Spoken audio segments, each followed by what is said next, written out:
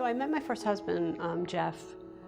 We were in a singing group in the Catholic Church, and that was where we met. We fell in love and got married in a small Christian church in Brooklyn, and were married for about 2 years before I got pregnant with our first son, Jonathan. My second son was born in November of 1985, and I remember we had gone to New York, I guess when he was about 5 or 6 months old, and a friend of mine had contacted me that he was sick with HIV, and so it was the first time that HIV had really hit close to me, that I actually knew someone that had HIV. So that was really the first time that it came that close to me, and I didn't know at the time, hearing about his illness, that it would even come closer. Our second son, Joshua Paul, was sick. He was over a year old, and he started getting sick. Just lymph node swelling and just runny nose. He was always kind of a sickly kid up until that point. And so he was not diagnosed with HIV, when he was with his doctors, or let's put it this way, he wasn't diagnosed with HIV while he was alive. I guess it was in July of 1987 that we decided to get him tested for HIV. And I was pregnant at the time with our third child. So anyway, sad to say that his disease process just got worse and worse and worse until he passed away. And the phone rang, and it was Joshua Paul's oncologist, and she had some news for us about his HIV test, and it had come back positive.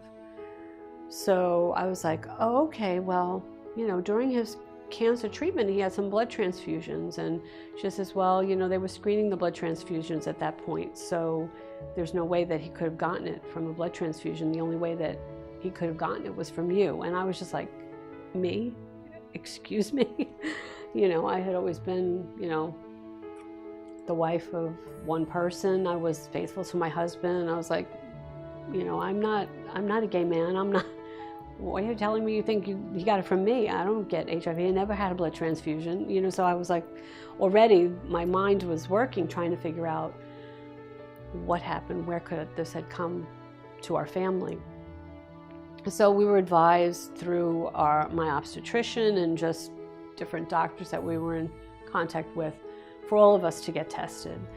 And so it was a very long, drawn-out process back then, but we all got tested, and Jeff had tested positive for HIV, I tested positive for HIV, and the fate of our unborn child was unknown at that time. So in December of 1987, my daughter Annalisa was born, and she was sick from 6 weeks of age.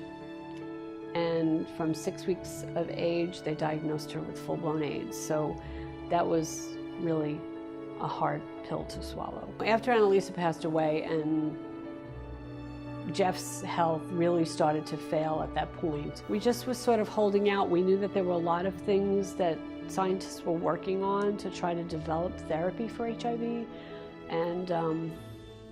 And so I guess it was a little bit too late for him in 1996 when boosted PIs came out and combination therapy came out, but he was already in hospice care at that time. And so we did try to put him on it, but because he couldn't eat and couldn't swallow, whatever, it just never really worked for him.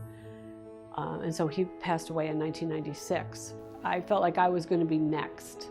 We lost Joshua Paul, we lost Annalisa, I lost Jeff. Jonathan was HIV negative, my oldest son.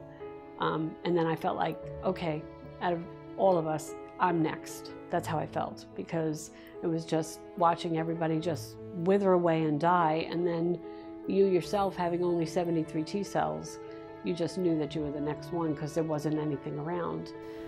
But I guess it was like the end of 95, I can't even remember the dates, to be honest with you, I went on combination therapy. So I was on Combivir, which was AZT and 3-TC, or AZT and lamivudine with Crixivan.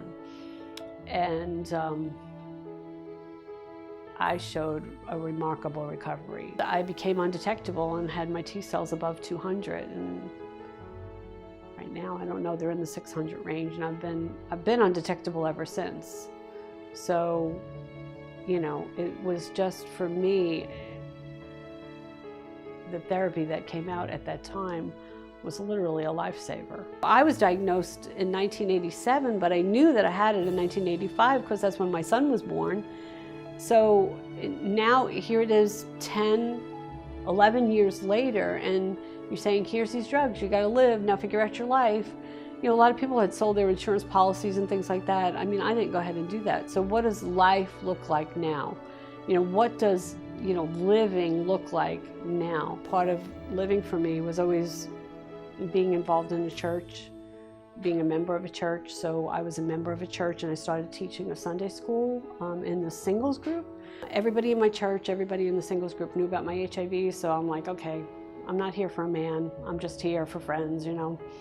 But there was this guy that I became friends with in the singles group at church, and we were just friends, and he kept like looking at me with these eyes like that didn't look like friendship eyes. I was like, wait a minute, no, back off, you know, we're friends, you know. So anyway, it was during that period of time that Daryl Swanson entered my life, and you know, started pursuing me in a romantic way, which felt so unusual to me because, you know, I hadn't done that for years, you know. And I was just like, you know I have HIV, you know. And he's like, yeah, I know, so what?